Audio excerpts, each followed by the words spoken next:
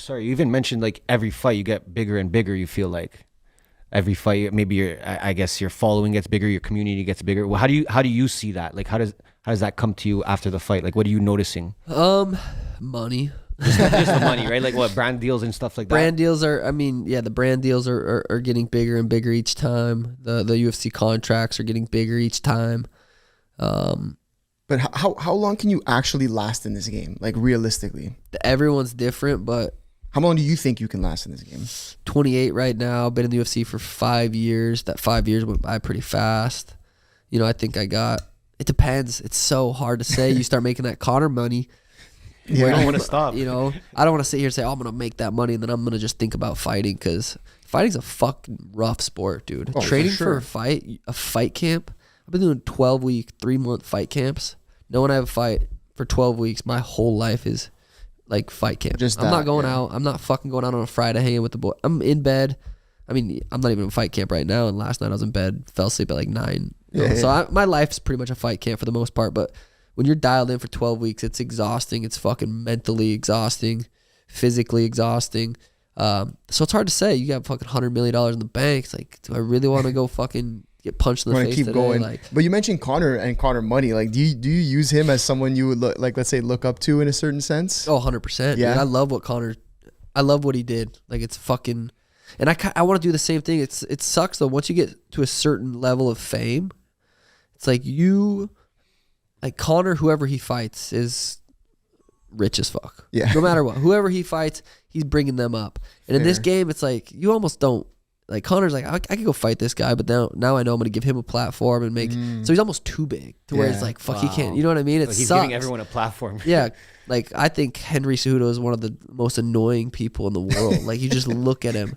But he goes out there and beats Aljo. I'm going to give him a platform to fight the Suga Show.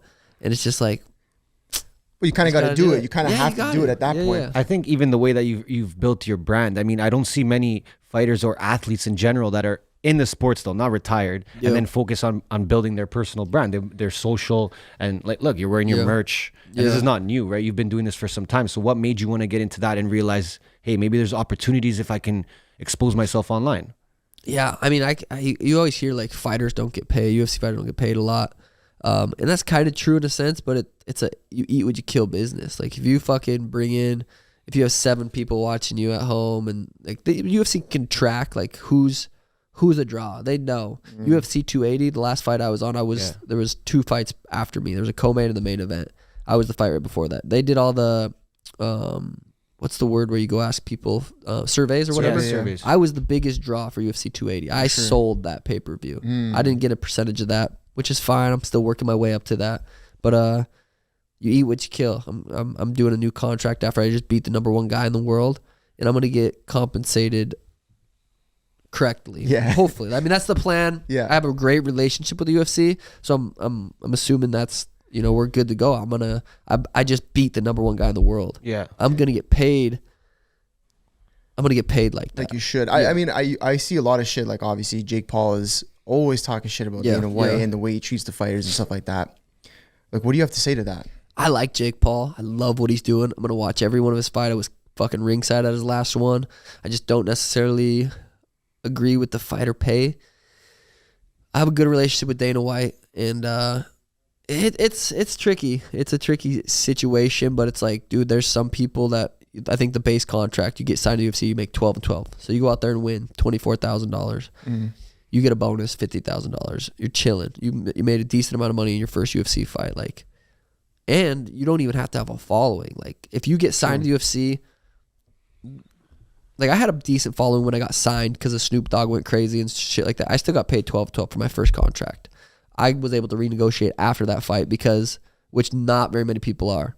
They usually go from 12-12 to 14-14. I went from 12-12 to 20-20 or whatever it was. I was able to jump a little bit because I had a following. You had a brand. So, I mean, it's like, it's the fighter's problem. It's like, go out there, build your own brand, and make people want to watch you if you want to get paid. And that's what I wanted to do. And I wanted to make more money than that. So I'm starting merch. I'm doing brand deals. I'm growing my social media because I know numbers get you paid. If I can get 100,000 likes on each post, I'm like, and brand deals are looking for people to sponsor, or I have someone going out, trying to get me to get sponsored by them. Like they're gonna go look at my socials, but shit, he's popping. Look at the numbers. Yeah. But even on top of that, like outside of the brand stuff, a lot of it is about the way you fight. Like you're an exciting 100%. fighter, right? Absolutely. Like, is that something you kept in mind coming into it? Because like there's boring guys, right? Whatever. Like I'm not gonna say any names, but guys who just kind of go for the win in a boring way. Obviously, that doesn't help in terms of pay, I would imagine. Yeah, I mean, look at Aljamain. He finishes people. He's the champ right now. He's just boring. Yeah. But he grabs people, and he's so good. I'm not taking away from his skill. He's the champ for a reason. He goes out there, he grabs people, chokes them. Like, as a fighter, it's impressive. But as a fan, it's like, I'd rather watch Suga fight. But it was never my style. I just lucked out. That's just my style. Yeah. I go out there and knock people out. I don't go into a fight thinking I'm going to be entertaining necessarily. Like, I go out there and I'm trying to fucking win. I just happen to knock people out. Is that what you think some other guys are missing, the entertainment aspect of like being an entertainer as well? Because the UFC is a whole show. It's not just a fight. I mean, you can be an entertainer at the press conference, media day, the weigh-ins. Like, there's so many opportunities to be an entertainer that people... Dude, you go to media day, you go to a press conference, and you'll have motherfuckers like Peter, my last fight, was wearing the Venom fight kit, dude. Fuck that. What are you doing? You're wearing... I got like $6,000 sponsorship for my last fight from Venom. You get paid per fight. So if you have 10 to 11 fights, you get 6,000, whatever it is. Okay. So Peter probably got $6,000 to wear that. He didn't have to wear that. I was wearing a fucking suit. I was being a character, out of my hair froed. Yeah. You know what I mean? Like, I'm trying to entertain people that are sitting there on YouTube watching this, like waiting for something sweet to happen. You fucking a bunch of boring ass people. So yeah, most fighters are fucking boring and complain about not getting paid.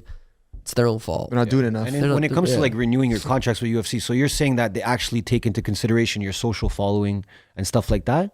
Or you're saying that's more for brand deals? That's definitely more for brand deals. But will the UFC look at that and be I think once it gets big enough. Okay. Yeah, but they also know, like they do the surveys. They can see the analytics of when people are tuning in. Why are people tuning in?